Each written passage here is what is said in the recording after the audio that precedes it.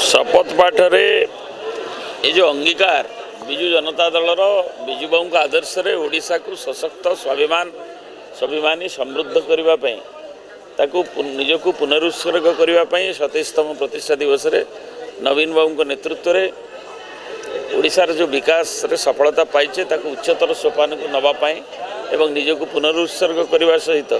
निर्भीकतार सहित अविचार विरुद्ध संग्राम करने एवं ओडिशावासी सेवारे निजकू व्रती करने ये शपथ पाठ निगला दलर कर्मकर्ता माने दल सभापति निर्देश नेले एवं सारा ओडिशा रे 147 निर्वाचन मंडली रे आज कार्यक्रम अनुष्ठित होउछि।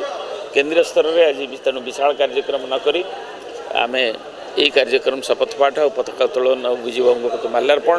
कटकर आनंद भवन रु एक साइकेल शोभायात्रा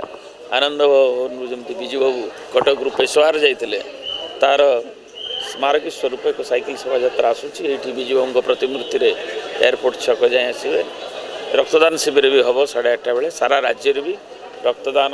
शिविर आयोजित होउछि।